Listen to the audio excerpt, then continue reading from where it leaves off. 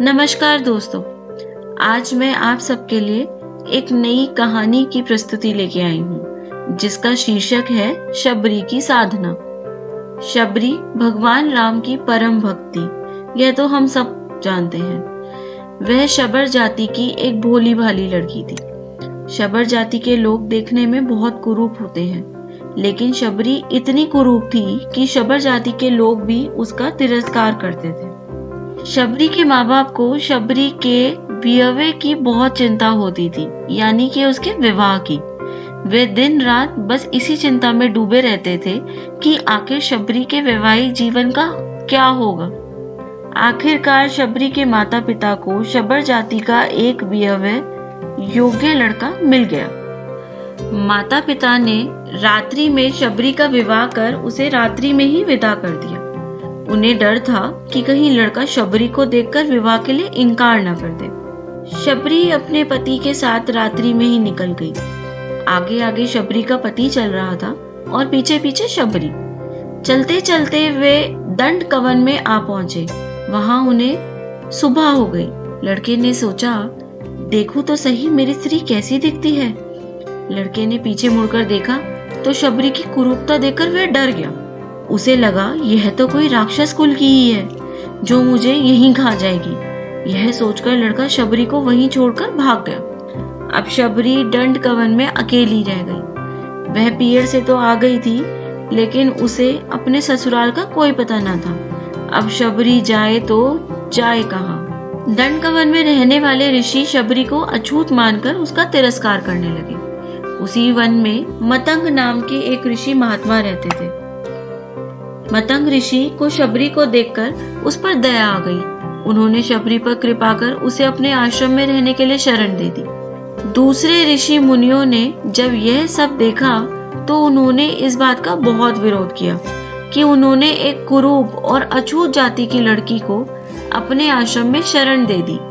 लेकिन मतंग ऋषि ने किसी की एक भी बात नहीं सुनी। उन्होंने प्रेम से शबरी के सर पर हाथ रखा और कहा, बेटा तुम घबराओ नहीं। जैसे कोई पुत्री अपने माँ बाप के पास रहती है, वैसे ही तुम मेरे पास रह जाओ। शबरी अब खुशी खुशी मतंग ऋषि के आश्रम में ही रहने लगी। शबरी को ऋषि मुनियों की सेवा करने में बड़ा आनंद आता था। सब ऋषि मुनि शबरी को तिरस्कार करते थे, इसलिए शबरी छिप छिप कर उनकी सेवा किया करती थी।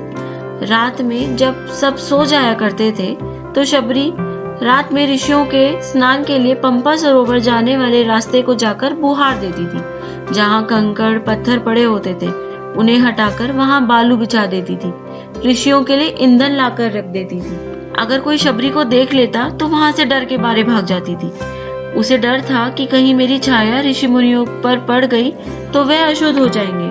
बस इसी प्रकार ऋषि मुनियों की सेवा में उसका समय व्यतीत हो जाता। आखिर एक दिन वह समय भी आ पहुंचा जब सबके लिए अनिवार्य है। मतंग ऋषि का समय छूटने का समय आ गया था। जैसे माँ बाप के मरते समय बालक रोता है, वैसे ही शबरी भी फूट फूट कर रोने लगी थी। रोने के सिवा वह कर भी क्या सकती थी। मतंग ऋषि ने शबरी को अपने पास बुलाया और कहा, बेटा तुम चिंता न करो, एक दिन तुम्हारे पास भगवान राम आएंगे। बस इतना कहकर मतंग ऋषि शरीर छोड़कर चले गए। अब शबरी दिन रात भगवान राम की प्रतीक्षा करने लगी। रात में किसी जानवर के चलने से पत्तों की खड़खड़ाहट भी होती तो शबरी बाहर आकर देखने लगी कि कहीं भगवान राम तो नहीं आ गए। वह प्रतिदिन कुटिया के बाहर पुष्प बिछाती और तरह तरह के फल लाकर रख देती थी।